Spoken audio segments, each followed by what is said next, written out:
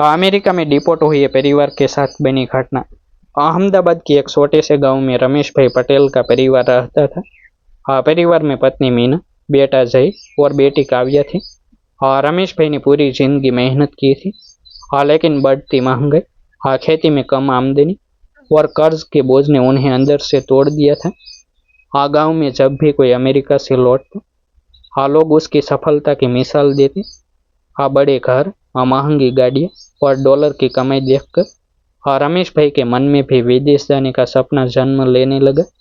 उन्हें लगता था कि अगर वे किसी तरह अमेरिका पहुंच जाए तो बच्चों का भविष्य बदल सकता है। इसी दौरान गांव के एक परिचित ने उन्हें एक एजेंट से मिलवाया। एजेंट ने विश्वास दिलाया कि पूरे परिवार को अमेरिका पहुंचाया जा सकता है। उसने सपनों की ऐसी तस्वीर दिखाई कि रमेश भाई को लगा जैसे उनकी सारी परेशानियां खत्म होने वाली है। परिवार ने खेत का एक हिस्सा बेच दिया, मीना के गहने गिरवी रख दिए और रिश्तेदारों से उधार लेकर बड़ी रकम जुटाई। गांव के कई लोगों ने उन्हें शुभकामनाएं दी। सभी को विश्वास था कि कुछ वर्षों बाद यह परिवार भी डॉलर कमाकर समृद्ध जीवन जिएगा। यात्रा आसान नहीं थी। परिवार को कई देशों से होकर गुजरना पड़ा। कभी छोटे कमरों में छिप कर रहना पड़ता, कभी घंटों भूखे रहना पड़ता। बच्चों को यह एक रोमांचक सफर लगता था, लेकिन रमेश भाई और मीना हर दिन चिंता में रहते। उन्हें डर था कि कहीं कोई गलती पूरी जिंदगी बर्बाद न कर दे। कई महीनों की कठिनाइयों के बाद वे अमेरिका पहुंच गए। पहली बार न्यूयॉर्क की चमकती रोशनी देखकर परिवार की आंखों में उम्मीद जग उठी। उन्हें लगा कि अब संघर्ष खत्म हो गया है। लेकिन असली संघर्ष तो वहीं से शुरू हुआ। अमेरिका में उनके पास वैध दस्तावेज नहीं थे। रहने के लिए एक छोटा सा कमरा मिला, जिसमें पहले से कई लोग रहते थे। रमेश भाई को एक गैस स्टेशन पर काम मिल गया और मीना एक रेस्टोरेंट में बर्तन साफ करने लगी। सुबह से रात तक काम करने के बावजूद खर्च निकालना मुश्किल था। बच्चों को भी नए माहौल में ढलने में परेशानी हो रही थी। फिर भी परिवार खुद को समझाता रहा कि कुछ साल की मेहनत के बाद सब ठीक हो जाएगा। एक दिन अचानक खबर आई कि इलाके में इमिग्रेशन अधिकारियों की जांच चल रही है। कई लोग पकड़े जा चुके थे। यह सुनकर पूरे समुदाय में डर फैल गया। रमेश भाई हर समय सतर्क रहने लगे। बाहर निकलते समय उन्हें डर लगता कि कहीं कोई पूछताछ न कर ले। रात को नींद नहीं आती थी। मीना अक्सर कहती, क्या हमने सही फैसला किया था। लेकिन अब वापस लौटना आसान नहीं था। उन पर भारी कर्ज था और गांव वालों की उम्मीदें भी जुड़ी थी। फिर वह दिन आया जिसने उनकी जिंदगी बदल दी। सुबह सुबह काम पर जाते समय अधिकारियों ने रमेश भाई को रोक लिया। पूछताछ के दौरान उनके दस्तावेजों की सच्चाई सामने आ गई। कुछ ही घंटों में पूरे परिवार को हिरासत में ले लिया गया। बच्चे रो रहे थे, मीना घबराई हुई थी और रमेश भाई के चेहरे पर गहरा पछतावा दिखाई दे रहा था। उन्हें लगा कि वर्षों की मेहनत और सपने एक पल में बिखर गए हैं। डिटेंशन सेंटर में बिताए गए दिन परिवार के लिए किसी बुरे सपने से कम नहीं थे। वहाँ उन्हें ऐसे कई भारतीय परिवार मिले जो इसी स्थिति का सामना कर रहे थे। सभी के चेहरों पर निराशा थी। कुछ महीनों की कानूनी प्रक्रिया के बाद फैसला सुनाया गया। परिवार को भारत वापस भेजा जाएगा। यह खबर सुनते ही मीना फूट फूट कर रो पड़ी। बच्चों को समझ नहीं आ रहा था कि उनके साथ क्या होने वाला है। रमेश भाई खामोश बैठे रहे। उन्हें अपने गांव, अपने कर्ज और उन लोगों का सामना करने का डर सता रहा था जो कभी उनकी सफलता के सपने देख रहे थे। जब विमान अहमदाबाद एयरपोर्ट पर उतरा तो परिवार के दिलों में अजीब सा खालीपन था। वे उसी धरती पर लौट आए थे जहां से बड़े सपने लेकर निकले थे। लेकिन अब उनके हाथों में सिर्फ निराशा, कर्ज और अनिश्चित भविष्य था। उन्हें नहीं पता था कि गांव लौटने पर उनका स्वागत होगा या ताने मिलेंगे। मगर असली परीक्षा अभी बाकी थी। अहमदाबाद एयरपोर्ट से गांव तक का सफर रमेश भाई और उनके परिवार के लिए बेहद भारी था। जिस रास्ते से वे कभी बड़े सपनों के साथ निकले थे, उसी रास्ते से अब टूटे हुए मन और झुकी हुई नजरों के साथ वापस लौट रहे थे। गांव के बाहर पहुंचते ही रमेश भाई का दिल तेजी से धड़कने लगा। उन्हें सबसे ज्यादा डर लोगों के सवालों से लग रहा था।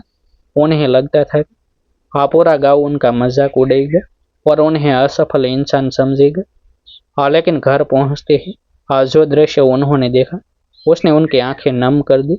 और उनके बूढ़े माता पिता दरवाजे पर खड़े थे। माँ ने बेटे को गले लगा लिया और कहा, तू सही सलामत वापस आ गया, हमारे लिए यही सबसे बड़ी बात है। लेकिन भावनाओं के उस पल के बाद वास्तविकता सामने आने लगी। खेत का बड़ा हिस्सा बिक चुका था और रिश्तेदारों का कर्ज सिर पर था। गांव के कुछ लोग सहानुभूति दिखाते थे, तो कुछ ताने मारते थे। जब रमेश भाई बाजार जाते तो कई लोग फुसफुसा कर बातें करते। कोई कहता, देखो अमेरिका से वापस आ गए। कोई कहता, इतने पैसे बर्बाद कर दिए। हर शब्द रमेश भाई के दिल को चोट पहुंचाता था। धीरे धीरे उन्होंने घर से बाहर निकलना भी कम कर दिया। उधर मीना भी मानसिक रूप से टूट चुकी थी। अमेरिका में बीते गए कठिन दिनों की यादें उसका पीछा नहीं छोड़ रही थी। रात को अक्सर उसे नींद नहीं आती थी। कई बार वह चुपचाप बैठ कर रोने लगती। बच्चों की हालत भी अलग नहीं थी। जय और काव्य अपने दोस्तों के सवालों से परेशान रहते। स्कूल में कुछ बच्चे उनका मजाक उड़ाते थे। उन्हें लगता था कि उनकी जिंदगी दूसरों से अलग और ज्यादा कठिन हो गई है। एक दिन रमेश भाई खेत के पास अकेले बैठे थे। उनके मन में बार बार यही विचार आ रहा था कि उन्होंने अपने परिवार को मुश्किल में डाल दिया। तभी गांव के एक बुजुर्ग किसान उनके पास आए। उन्होंने रमेश भाई के कंधे पर हाथ रखा और कहा, बेटा, जिंदगी में हारने वाला वह नहीं होता जो गिर जाता है। हारने वाला वह होता है जो दोबारा उठने की कोशिश नहीं करता। यह बात रमेश भाई के दिल में उतर गई। उसी रात उन्होंने फैसला किया, अब वे अतीत पर रोने के बजाय भविष्य बनाने की कोशिश करेंगे। अगले दिन से उन्होंने नई शुरुआत की। बसे हुए खेत में आधुनिक खेती का प्रयोग शुरू किया। उन्होंने इंटरनेट और कृषि विशेषज्ञों की मदद से नई तकनीकों के बारे में जानकारी जुटाई। शुरू में गांव के लोग उनका मजाक उड़ाते रहे। लेकिन रमेश भाई ने हार नहीं मानी। मीना ने घर से छोटा सा अचार और पापड़ बनाने का काम शुरू किया। धीरे धीरे उनके उत्पाद आसपास के गांवों में पसंद किए जाने लगे। बच्चों ने भी पढ़ाई पर ध्यान देना शुरू कर दिया। कुछ महीनों बाद रमेश भाई की मेहनत रंग लाने लगी। उनकी फसल पहले से बेहतर हुई। उन्होंने स्थानीय बाजारों के साथ साथ ऑनलाइन ग्राहकों तक भी पहुंच बनानी शुरू कर दी। गांव के वही लोग जो कभी उसका मजाक उड़ाते थे अब उनकी मेहनत की तारीफ करने लगे। रमेश भाई ने महसूस किया कि सम्मान विदेश जाने से नहीं बल्कि अपने कर्मों से मिलता है।